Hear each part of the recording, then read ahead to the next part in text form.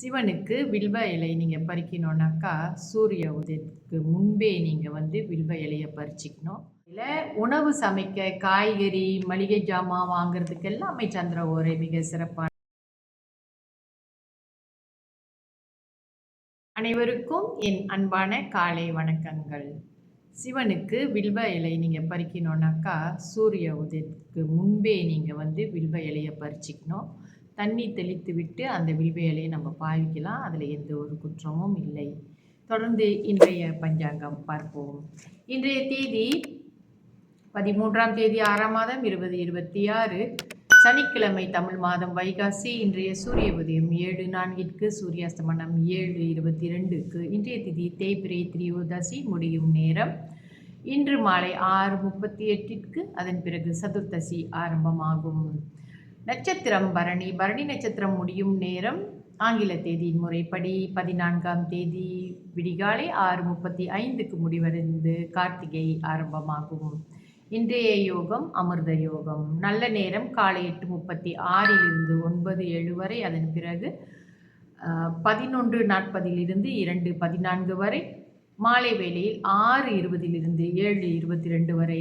ராகு கால நேரம் காலை 10:08 11:40 வரை. யமகண்ட நேரம் மதியம் 2:45 4:17 வரை. கூலிகன் காலை 7:04 8:36 வரை. சந்திராஸ்தம ராசி. இன்று கன்னி ராசி அன்பர்களுக்கு சந்திராஸ்தமம். இவர்களுக்கு இன்று காலை 11:55 சந்திராஸ்தமம் முடிவடைந்து அதே வேளையில் துலாம் ராசி அன்பர்களுக்கு சந்திராஸ்தமம் ஆரம்பமாகும். இன்றைய ராசி பலன் பார்ப்போம். மேஷ ராசிக்கு நலம், ரிஷப ராசிக்கு ஓய்வு, மிதுன ராசிக்கு செலவு, கடக ராசிக்கு உதவி, சிம்ம ராசிக்கு மறதி, கன்னி ராசிக்கு ஈகை, துலாம் ராசிக்கு நன்மை, விருச்சிக ராசிக்கு வெற்றி, தனுசு ராசிக்கு அமைதி, மகர ராசிக்கு முயற்சி, கும்ப ராசிக்கு உதவி, மீன ராசிக்கு எதிர்ப்பு. இன்றைய விசேஷம் மாத சிவராத்திரி மற்றும் கார்த்திகை நட்சத்திர விரதம். தொடர்ந்து நம்ம சுப ஓரைகள் பார்ப்போம். குரு ஓரை காலை 8:05 9:07 வரை. சுக்கிர ஓரை காலை 11:10 மதியம் 12:11 வரை. புதன் ஓரை மதியம் 12:11 1:13 வரை. சந்திர ஓரை 1:13 2:14 வரை. குரு ஓரை மதியம் 3:16 4:17 வரை. சுக்கிர ஓரை மாலை 6:20 7:22 வரை.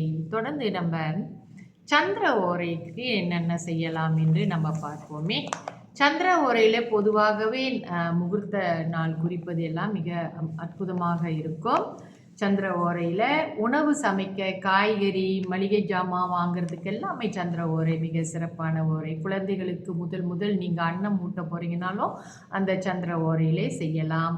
பெண் பார்க்க போவது இதெல்லாம் சந்திர ஓரை மிக சிறப்பு. தாயாரிடம் உதவி கேட்பது, பராசக்தி வழிபாடு செய்வது எல்லாமே இந்த சந்திர ஓரை மிக சிறப்பான ஓரையாகும். மற்றும் புதிய தொழில் தொடங்க, வர்த்தகம் தொடங்க, தீர்த்த யாத்திரை செல்வதற்கு, வெளிநாடு செல்ல சந்திர ஓரை சிறப்பானதாகும். கிருஷ்ணபட்ச சந்திர, அதாவது கிருஷ்ணபட்சம் என்றால் தேய்பிரை சந்திரனாக இருந்தாக்கா கொஞ்சம் அதை தவிர்த்து விடுவது நல்லது. இது எல்லாமே நம்ம வளர்பிறை தேய்பிறை பார்க்குறோம் அல்லவா. ஸோ வளர்பிறை சந்திர ஓரையிலே இந்த மாதிரி காரியங்கள் நீங்கள் செய்யும்போது கூடுதல் நன்மை நமக்கு கிடைக்கும். நன்றி, வணக்கம்.